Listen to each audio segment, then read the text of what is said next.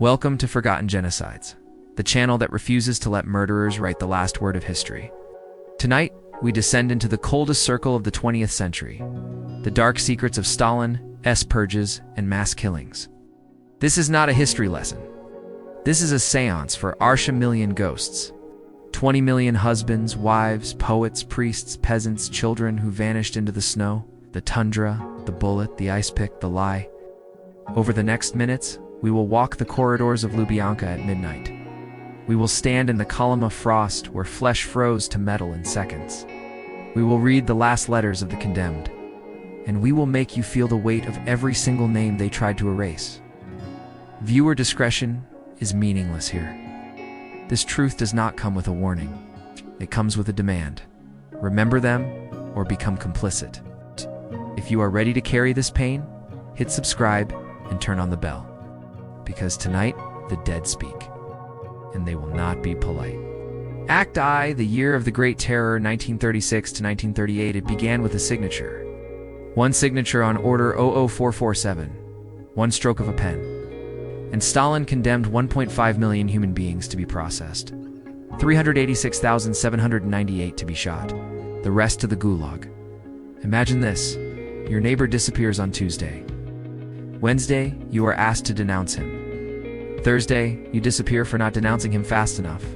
Friday, the apartment is already occupied by someone new. In 1937 alone, the NKVD averaged 1,000 executions per day. Per day, they ran out of bullets. They started using pickaxes. They called it the meat grinder. Listen to this letter from a 14-year-old girl to her father in the camps. Papa, they took Mama too. They say you are an enemy of the people. But Papa, how can you be an enemy when you taught me to love the motherland? He was shot 3 weeks later. She never knew. Act 2, the Holodomor was only the beginning. Ukraine, 1933-33. Stalin starved 4 to 7 million to death in 18 months.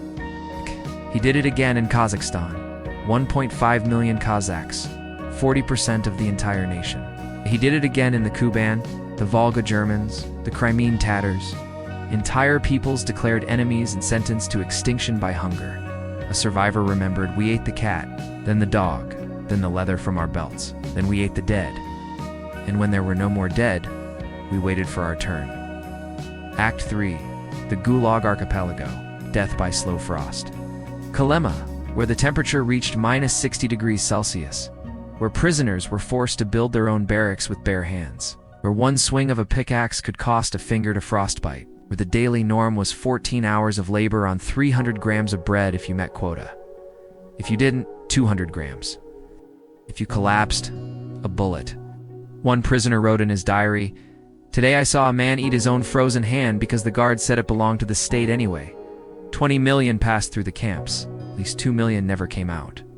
Their bones are still fertilizing the permafrost." Act 4, the doctors, the poets, the believers, they killed the best first.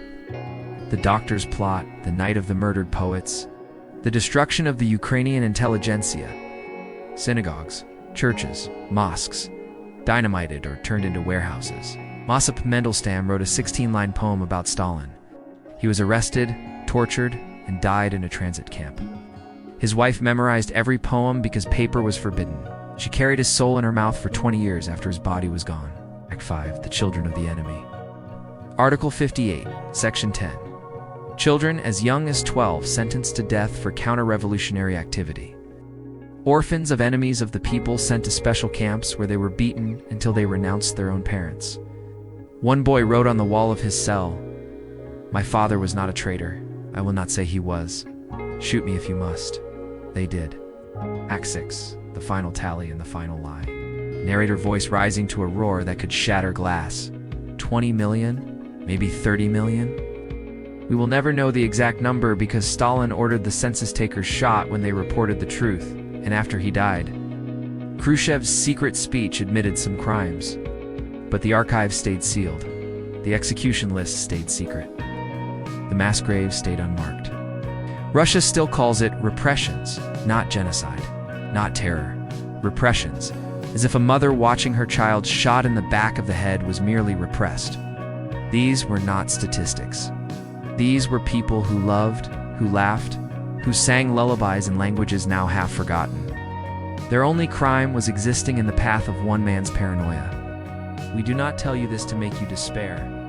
We tell you this so you never, ever let it happen again. If this video tore something open inside you, do not close it. Leave it bleeding. Let it remind you what humans are capable of when we trade truth for silence. Like, comment. The name of one victim you will never forget. Subscribe, because the moment we stop speaking their names, Stalin wins. The dead are watching. Do not look away.